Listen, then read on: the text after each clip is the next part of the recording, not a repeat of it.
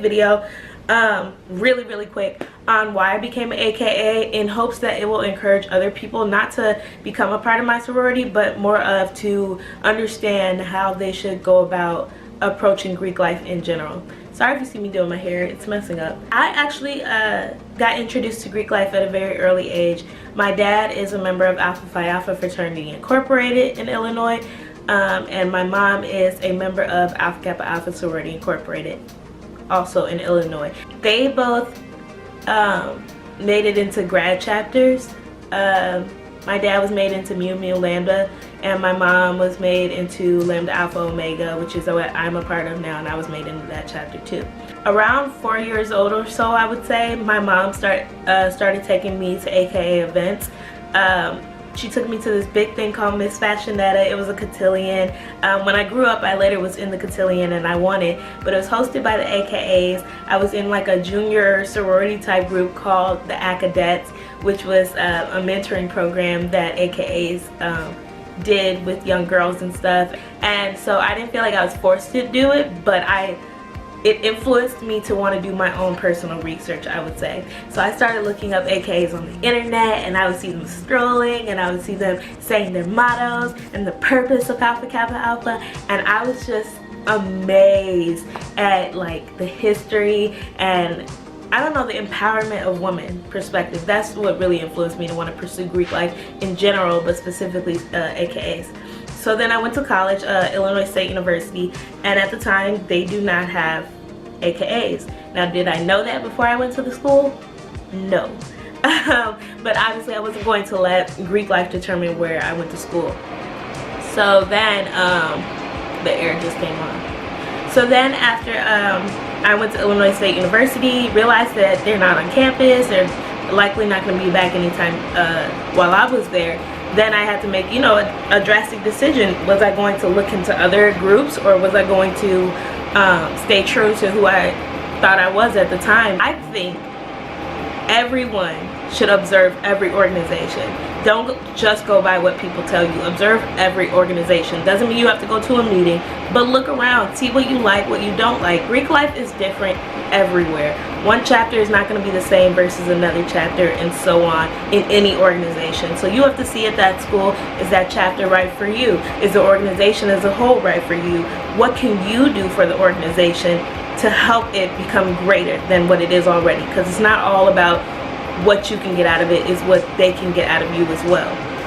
So after, you know, just looking generally around and stuff, I realized, you know, I know who I am, and I know I want to be an AKA. And so I just sat on that idea, and I had to realize I wasn't going to be able to get an undergraduate experience unless I was to transfer schools. I did consider transferring schools, but I'm glad that I didn't, because I don't think you should transfer just for Greek life. After realizing I wasn't going to get the full experience of undergraduate pledging, I was fine with that. I was fine. I graduated. I still did very well for myself. I was involved in other ways. And so then I went on to realize I'm going to graduate school. At the time I was going to graduate school, I did not know at all that my mom's chapter was going to have a line. They hadn't had one since 2012. It was like 2018. So when they decided to have a line, my mom's like, you know, Ashley, get yourself in order. We got work to do. We got to get you ready. And I was just like, huh? I started brushing up on my social media, making sure it looked nice, updating my resume, making sure my service work stuck out. I was filling out the applications and stuff like that. And to be my mom's legacy was even more of a push to actually take this serious and stuff. So once I realized, oh, this line's really gonna happen, is when, you know, I became super excited.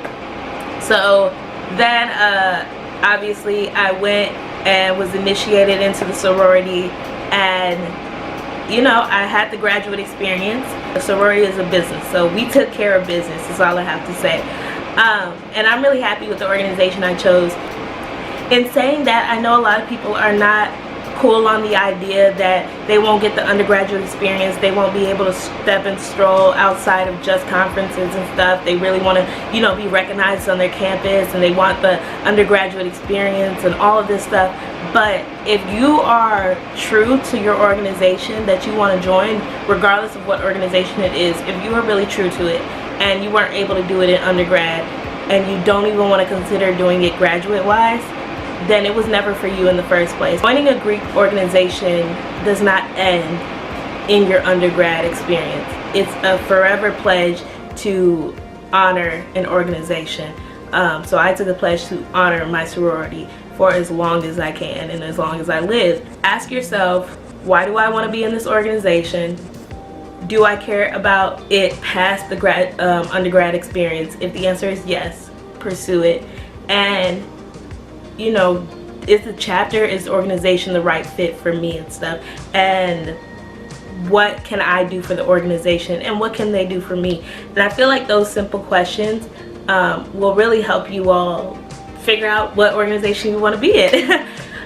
Thank you all so much for watching. Like I said, follow me on my Snapchat, because that's where you'll see me wearing all my lovely outfits and you can talk to me. And I thank you all so much for watching. Don't forget to like, comment, and subscribe, and I'll see you next time for another episode of Being Chisum.